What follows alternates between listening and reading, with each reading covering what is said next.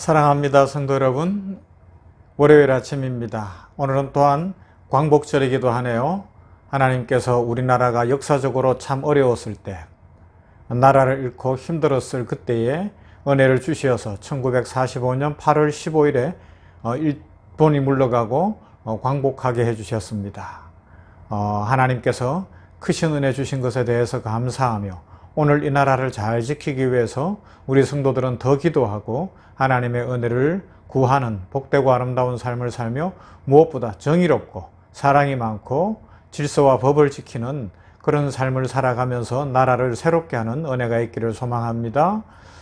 특별히 다니엘서를 살펴보는데 나라 잃은 민족의 슬픔을 이야기하고 있잖아요. 그래서 오늘 이 광복절에 더 의미가 큰 것 같아요. 말씀을 깊이 묵상해 보십시다. 오늘 다니엘서 1장 8절부터 16절 말씀 본문입니다. 다니엘서 1장 8절부터 16절 말씀.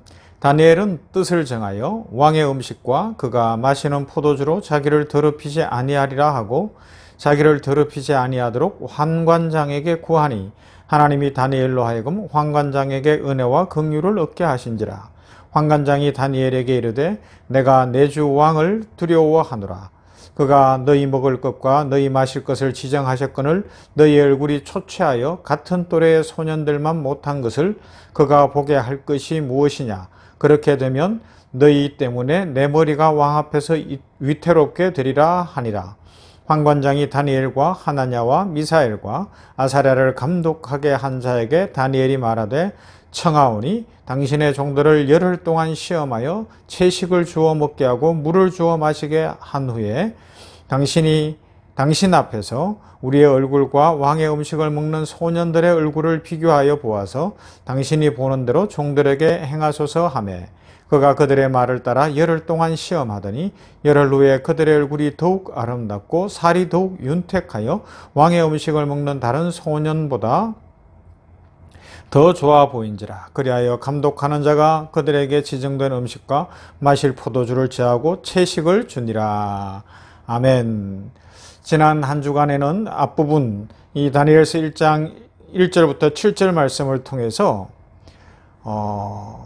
다니엘이 처한 형편, 그리고 바빌론으로 대변되어지는 악한 사단의 세력, 세상 악한 세력들이 교회와 성도들을 어떻게 공격하는가, 영적 전쟁이 어떻게 일어나는가 하는 것을 생각했잖아요. 그때 그러면 우리 성도들은 어떻게 해야 됩니까?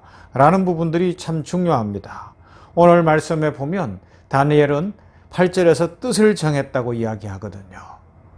이 뜻을 정하는 것이 참 중요한데 그 이전에 광복절과 연결해서 이 시편 137편 1절부터 6절 말씀을 소개합니다. 나라 잃은 민족의 슬픔을 이스라엘 백성들이 바빌론에 끌려갔을 때 부른 노래가 있어요. 새 성경으로 읽어드릴게요.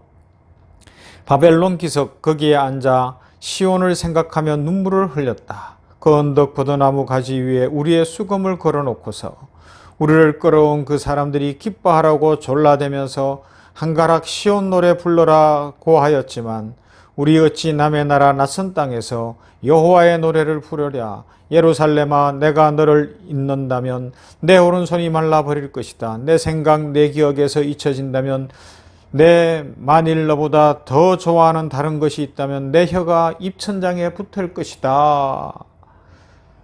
아주 절절한 노래잖아요. 나라는 망했지만 예루살렘은 잊을 수 없고 예루살렘에서 부르던 하나님을 향한 노래를 불러야지 이방 나라를 위해서 노래 부를 수 없다는 아주 신앙의 고백이 담겨 있고 하나님을 향한 믿음의 고백을 담은 그런 노래가 시편 137편입니다. 기원전 586년에 예루살렘은 신바벨론 제국의 느부갓네살 2세에 의해서 참혹하게 무너져요. 도시 전체는 약탈당했고 예루살렘 성전과 성벽은 완전히 파괴당했습니다. 왕족과 귀족들은 말할 것도 없고 일반 백성들 중에서도 많은 사람이 죽었어요. 다쳤어요. 수천 명의 사람들이 포로로 붙잡혀서 바벨론으로 끌려갔습니다. 예루살렘에서 바벨론까지는 약 1300km 정도 되는 거리인데 그 고난의 길을 걸어서 가면서 수많은 사람들이 아픔을 겪었겠죠. 유다가 완전히 멸망하기 19년 전인 주전 605년경에 바벨론의 1차 공격에서 1차 포로에 다니엘과 하나야, 미사엘, 아사랴 이 세 친구들이 포함되고요. 그 다음에 8년 뒤인 주전 597년에 2차 공격이 있을 때 우리가 아는 에스겔과 또 1만 명의 사람들이 포로로 잡혀가고요. 그리고 그 이후에 586년 주전 그 해에 나라가 망하거든요. 그때에 우리가 앞에서 살펴본 대로 바벨론은 그들을 데려다가 철저하게 바벨론식 교육을 시켰어요. 언어와 문학을 가르쳤습니다. 왕이 지정한 음식과 포도주를 마시게 했습니다. 그 다음에 이름을 바벨론식으로 개명하게 했습니다. 다니엘, 벨드사살, 벨을 섬기는 사람이라는 거예요. 그죠? 하나야, 사드락, 미사엘, 메사, 그리고 아사랴, 아벤누고 이름을 바꿨어요. 3년 동안 훈련을 시킵니다. 갈대아 문명을 뼛속까지 받아들여야 한다는 것이고요. 왕의 음식과 술을 먹게 함으로 왕에게 절대 충성하게 하는 것이고, 제4회와 해내는 이제 새로운 시민을 만들어내는 것이었어요. 3년의 훈련 과정, 1만 시간의 법칙, 그것을 통하여서 왕에게 복종하며 충성하는 신하로 만들고, 그들을 통해서 이 바벨론이라고 하는 대제국이 더 왕성해지고 더 효과적으로 다스리려는 효율성을 추구하고 있었다고 할 수 있습니다. 다니엘과 그의 친구들이 그 모든 교육과 변화를 받아들일 수밖에 없는 포로의 신분이 됐는데, 그렇다고 해서 신앙의 양심상 하나님 앞에서 다 받아들일 수 없는 일이 발생하는 거예요. 뭐 이름을 바꾸는 것 할 수 있었어요. 왜요? 이름 바꾼다고 해서 자기 속이 바뀌는 건 아니니까요. 바벨론의 학문과 뭐 예술과 문화 배울 수 있었어요. 그것을 배우면서 또 그 지역에서 살면서 여호와 하나님을 믿는 히브리 문화로 바꿔서 갈 수도 있으니까요. 그러나 한 가지 중요한 것, 그 음식은 먹을 수가 없는 거예요. 왕이 만들어 놓은 고기를 중심으로 한 음식, 아니면 포도주로 중심이 되는 술, 이걸 받아들일 수가 없는 거예요. 이스라엘에 포도주가 없는 게 아니었어요. 하지만 안 받아들였어요. 거기엔 여러 이유가 있는데, 뭐 우상 제물이었기 때문에 그렇고, 또 이방의 불결한 음식들이 있었기 때문에 그렇기도 합니다. 그런데 가장 큰 이유는 이 뒤에 더 구체적으로 살펴보겠지만 이 음식을 주는 이가 왕이잖아요. 그 음식을 받아 먹으면 뭐가 되는 거예요? 왕이 주인입니다를 고백하는 거예요. 하나님이 주인이신데 왕이 주인이라고 고백할 수 없기 때문에 이 음식을 받아 먹을 수가 없는 겁니다. 그래서 오늘 8절에서 뭐라고요? 다니엘은 뜻을 정했다는 거예요. 이것만은 못한다는 겁니다. 바벨론 왕한테 주님이라고 고백할 수는 없다는 거예요. 우리는 여호와 하나님이 계시고 우리의 주님이 따로 계신데, 진짜 천지를 지으시고 만물의 주인이신 하나님이 주인으로 계신데 내가 어떻게 사람 왕에게 그의 칼날이 무섭다고 주인이라고 할 수 있느냐? 나는 못한다. 뜻을 정했다는 거예요. 이런 의미가 있습니다. 아주 중요하죠. 이런 글이 있어요. 북극을 가리키는 나침반의 자석은 무엇이 두려운 것 마냥 항상 그 끝이 떨고 있다. 그 자석이 여린 바늘 끝을 떨고 있는 것은 자석이 자신의 사명을 다하려고 하는 고민이고 몸짓이고 갈등이다. 그래서 자석이 떨고 있는 한 우리는 그 나침반을 믿어도 좋다. 그런데 만일 바늘 끝이 뜨는 것을 멈추고 어느 한쪽에 고정되어서 있다면 우리는 그 나침반을 버려야 한다. 왜냐하면 떨지 않는 바늘은 이미 자석의 힘을 잃고 그것은 이미 나침반이 아니기 때문이다 라는 겁니다. 이 말을 오늘 다니엘과 그의 세 친구와 또 오늘 우리 성도들에게 적용해 본다면 이 현실 속에서 믿음을 지키기 위하여 어떻게 하든지, 나침반은 북쪽을 가리키잖아요. 북쪽을 가리키는데 그 북쪽을 가리키기 위해서 바늘이 계속 떨고 있는 것처럼 우리는 하나님을 영화롭게 하며 이 세상에서도 믿음을 지키기 위하여 두렵고 떨리는 마음으로 살아가야 한다는 겁니다. 그냥 새 속에 푹 빠져들었다면 그건 이미 성도가 아니라는 것이죠. 힘들고 어렵지만 두렵고 떨림으로 하나님을 바라보면서 현실에서 어떻게 살아낼 것인가 고민하고 신앙을 갈등할 수 있는 그런 사람이 참 성도요. 복되다는 겁니다. 예수님을 믿었기 때문에 신앙생활 하는데 막 용감해지고 목숨들 걸고 순교하고 그것이 하루아침에 되는 것이 아니라 우리는 매일매일 나침반이 살아있기 때문에 떨고 있으며 북극을 가리키고 북쪽을 가리키는 것처럼 우리는 살아있는 성도이기 때문에 십자가를 바라보고 하나님을 바라보고 살아간다는 것이죠. 그래서 8절의 뜻을 정했다는 것은 이처럼 하나님을 잘 믿겠다는 것이고요. 하나님 믿는 신앙 안에서 자신을 더럽히지 않겠다는 것이 참 목적이었습니다. 모든 것이 다 가하나 모든 것이 다 유익한 것은 아닙니다. 자유할 수 있습니다. 그러나 본질을 지키기 위해서 때로는 세상과 타협할 수 없는 요소들이 있다는 것입니다. 남들이 다 하니까 나도 그렇게 하겠다. 그건 은연중에 자신을 더럽히는 일이요 하나님을 실망시키는 일이 될 것입니다. 바벨론의 포로가 된 후에 다수의 청년들은 아마 빨리 바벨론화되고 바벨론에서 출세하려고 애를 썼을 거예요. 바벨론 속으로 막 빠져들어가고 있었을 거예요. 그러나 다니엘과 그의 친구들은 뜻을 정합니다.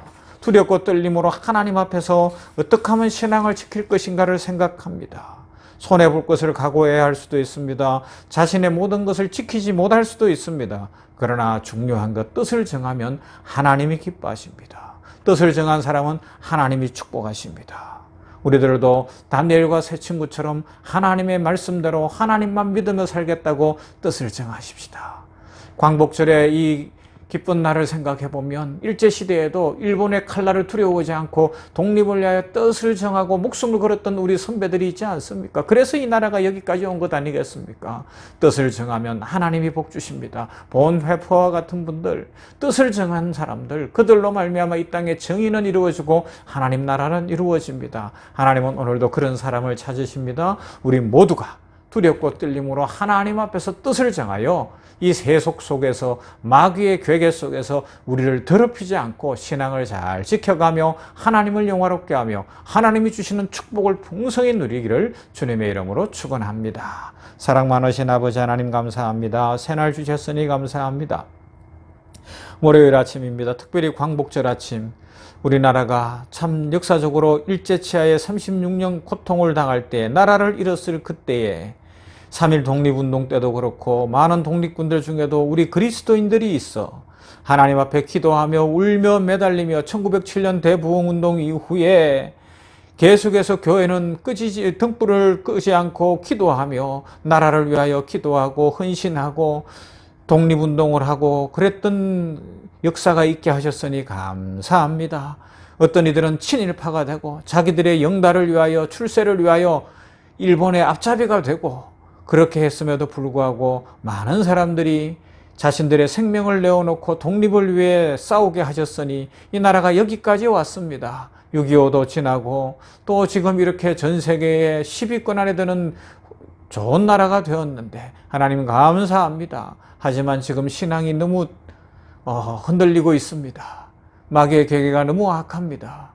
현실적으로 너무 신앙지키기가 어렵습니다. 하나님, 우리 교회와 성도들에게 믿음 주시어서 이 세상 속에서 꿋꿋하게 다니엘과 그 친구들처럼 뜻을 정하여 세상의 물결로부터 세상에 들어온 죄악으로부터 자신을 더럽히지 않겠다는 확신을 갖게 하여 주시옵시고 결단을 하게 하여 주시옵시고 하나님이 주시는 축복, 하나님이 주시는 은혜로 살아가게 하여 주시옵소서. 아버지, 우리 병원교회 안에 그리고 이 냉천골의 아침을 묵상하는 주의 백성들 가운데 이 땅의 교회들 가운데에서 뜻을 정한 사람들, 하나님의 하나님 되심을 전하고 예수 그리스도의 십자가와 부활을 믿고 전하며 성령 충만함으로 하나님의 영광을 드러내고 하나님 나라를 확장하기 원하는 뜻을 정한 사람들이 일어나게 하여 주시옵소서. 우리 자녀들이 그런 자녀들이 되게 하시고 우리의 후손들에게 하나님 복을 내려 주시옵소서. 예수님 이름으로 기도하옵나이다.